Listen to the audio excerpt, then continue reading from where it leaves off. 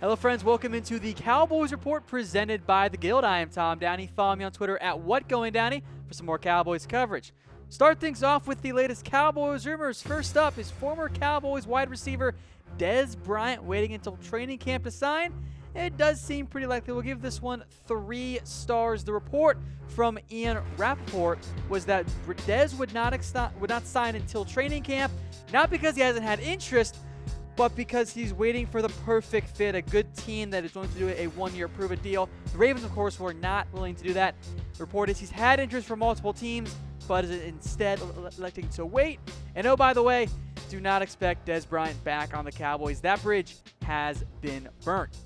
Next up, does Rico Gathers love football? I'll give this one 4 stars here, and it comes to us from Rico Gathers himself, who says, I love both the challenge and the game. Football is the game you fall in love with, and I've fallen in love with it. And I do believe Rico when he says this. Now, there have been some doubts about Rico's focus, in part because he says he barely plays football. And I do think it's fair to wonder about his focus, because you can have multiple loves. And we know for a fact that Rico does love his rap career, which he's trying to get going. Rico is still on the roster bubble right now, but I do hope he makes the Cowboys roster, because upside-wise in the passing game, none of the other tight ends come even close to what Rico can bring to the Cowboys. The blocking is a concern for the Cowboys, for a team that, wants to run the ball more than any other team in the NFL. You kind of want your tight end to block. But I wonder from you guys, do you think Rico is the future at tight end? I hope he is. The Cowboys haven't really given a lot of praise to Rico so far in terms of what they've said in the media. Hopefully he shows what we saw in the past in the preseason, and he makes the roster and can become the down-the-road heir for Jason Witten.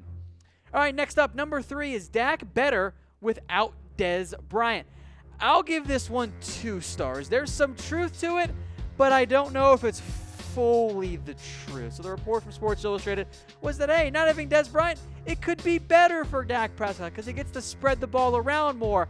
The flip side of this is life is a lot easier for any quarterback when you have a good receiver that can take attention away from the other guys, can get double teamed, and can just make everything easier for your offense. And the Cowboys do not have that guy. And on paper, they are worse at wide receiver and tight end.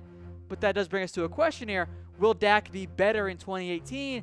And I think the answer to this question actually is yes. Not because of the receivers or tight ends, but because getting that offensive line healthy and getting Connor Williams at left guard is going to be a big, big difference. Having Zeke for all 16 games is a massive difference. So Dak might be better, it just might not be because Dez Bryant is gone. Next up is Dallas being patient with David Irving. I'll give this one 3 stars. It does seem pretty likely, even though maybe a little bit of reason for doubt there. Now, Irving has been in and out of the Cowboys offseason program. That's why he's not on OTAs, because he's a little bit out of shape right now. But in reality, look, David Irving has dealt with a lot this offseason. He had the false domestic violence accusations. And in reality, I think that Irving right now needs to get his body and his mind right. So, yes, let's be patient with David Irving. Let's let him get everything figured out that he needs to, and then we'll get to football. Maybe it's in minicamp, maybe it's in training camp, but we know what David Irving can bring.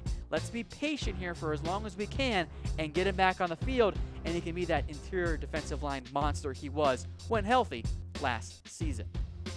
Speaking of the defensive line, will there be more sacks for Taco in year 2? And this one also seems pretty likely. I'm going to give it 3 stars as well because, frankly, well, Taco should be able to eclipse 3 sacks. Right now, he started the year very, very slow. By the end, he kind of picked things up a little bit more. So I do think you're going to see Taco have more production in year 2. 4 or 5 sacks, I think, is very much in line. I'm going to put the over-under for Taco at 5 sacks. I don't know if you think it's going to be the over or the under there. But the one concern for Taco Charlton, the depth at defensive end, especially if Randy Gregory does come back, might limit the amount of snaps he gets. That's going to bring down his sack totals as well. Next up, is Jason Garrett not on the hot seat? Well, we'll break down this one, but first, it was from our sponsor, The Guild.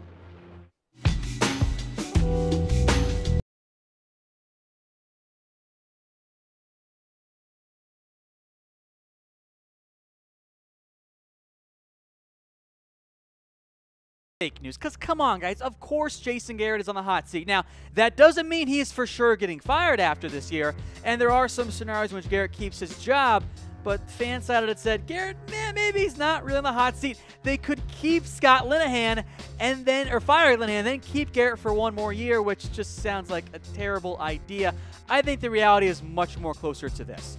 The Cowboys have given Linehan and Garrett, because they are tied at the hip right now, one more year, and they've given them enough rope in terms of making the play calls and the decision-making for the offense, enough rope to hang themselves. And if the Cowboys miss the playoffs, I don't see Garrett coming back. Now, if Zeke goes down and Dak and the left side of the line is gone again with injuries, then maybe you could see that happen for the Cowboys.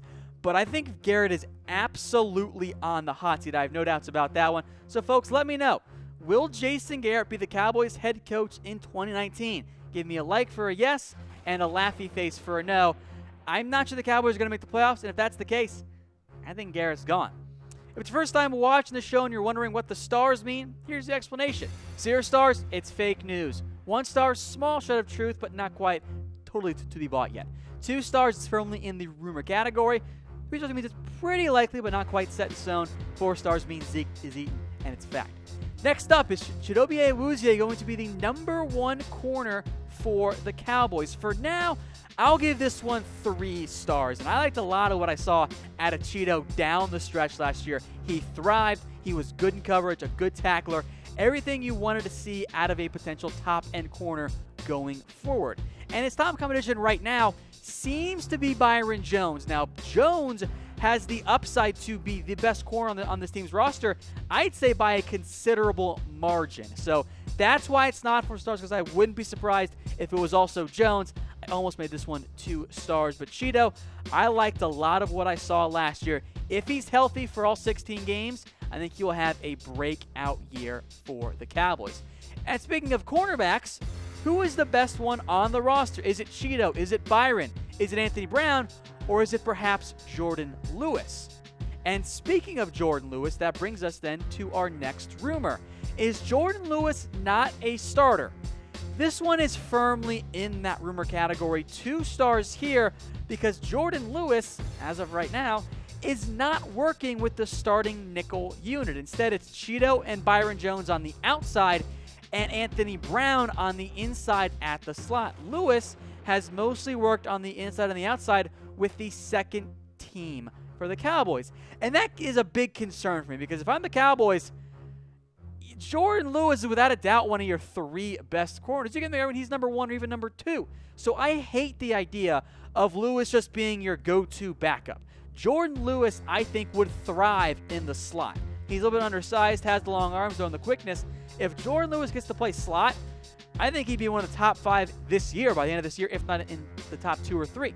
So make Jourdan Lewis a starter. Make Anthony Brown your #4 cornerback. I think you'll have the most success that way for the Cowboys, building out your secondary. Number 9, then. Could the Cowboys take Adonis Alexander in the supplemental draft? 2 stars on this one.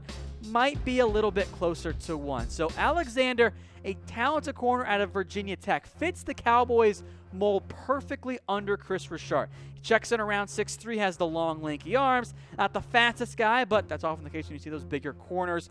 He is entering the supplemental draft because of academics. Could have turned pro this year, chose not to. I've always had a soft spot for Alexander in terms of the way I view him. Keep an eye on him if the Cowboys want to spend a supplemental pick. On the flip side is, if you're the Cowboys and you have your top 4 guys locked in, do you want to spend a potentially high draft pick for next year via the supplemental draft? I'm not so sure, but it is worth monitoring.